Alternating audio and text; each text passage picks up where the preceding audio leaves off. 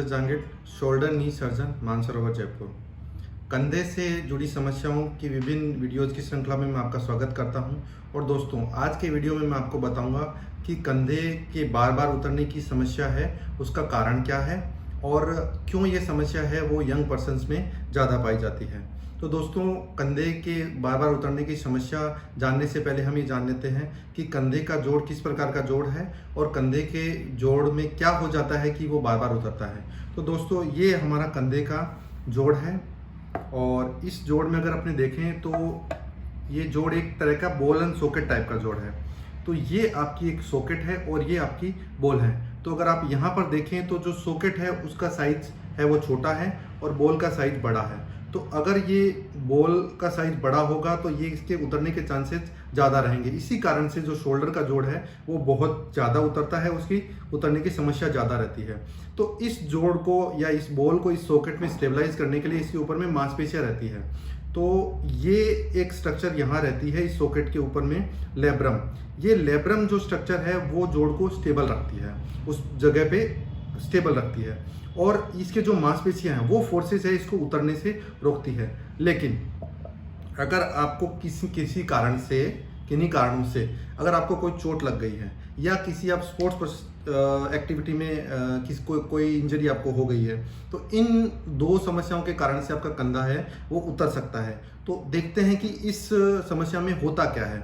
ये आपका जो कंधा है, इसमें जब आपका कंधा बाहर की साइड में जाता है, मतलब इस पोजीशन में जाता है, तो ये कंधा उतरने की समस्या है वो हो सकती है। तो अगर आप इसको इस कंधे में, लेफ्ट साइड के कंधे में देखें तो ये आपका जोड़ इस तरीके से बाहर जाता है। तो आपका ये आगे की साइड का जो लेब्रम है, ये ऊपर इधर की साइड का और ये आगे की साइड का, ये जो लेब्रम है वो इस तरीके से फट जाता है। ये लेब्रम जो स्ट्रक्चर है वो फट जाता है, इसको कहा जाता है बैंकार्ड लीजन। और जब ये हड्डी पीछे की साइड में चुभती है तो ये हड्डी है, इस हड्डी में एक गड्ढा हो जाता है, इसको हिल सैक्स लीजन कहते हैं। तो जो कंधे की उतरने की समस्या है इसमें ये दोनों ही लीजन मिलते हैं, मतलब ये दोनों ही समस्याएं इसमें रहती है। और जो यंग पर्सन है इसमें ये ज़्यादा क्यों रहता है, क्योंकि जो यंग आदमी है उसकी जो हड्डी है या उसकी बोन और जो सॉफ्ट टिश्यू है वो काफ़ी टफ रहता है। तो जो टफ स्ट्रक्चर है वो कोई भी इंजरी, चाहे वो एक्सीडेंट की इंजरी हो या कोई स्पोर्ट्स इंजरी हो, दोनों में ही टफ स्ट्रक्चर में डैमेज ज़्यादा होता है।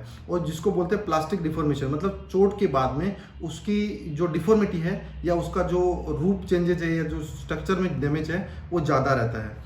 इस वजह से, इस कारण से यंग पेशेंट्स में बार बार उतरना या कंधा बार बार डिस्लोकेट होना वो समस्या ज़्यादा रहती है। अगर आपकी उम्र 16 साल है तो इसके 90% चांस रहते हैं कि आपका कंधा बार बार उतरेगा एक बार उतरने के बाद। 25 के बाद में ये चांसेस अप्रोक्सीमेटली 70% रहते हैं। 35 के बाद में ये चांसेस अप्रोक्सीमेटली 30% होते हैं। और अगर 45 आपकी एज हो गई है तो आपके बार बार उतरने के चांसेस हैं वो अप्रोक्सीमेटली 10% ही रह जाते हैं। तो दोस्तों, ये हमने जाना कि इस जो जोड़ की है वो स्ट्रक्चर कैसी है और ये कंधा बार बार क्यों उतरता है।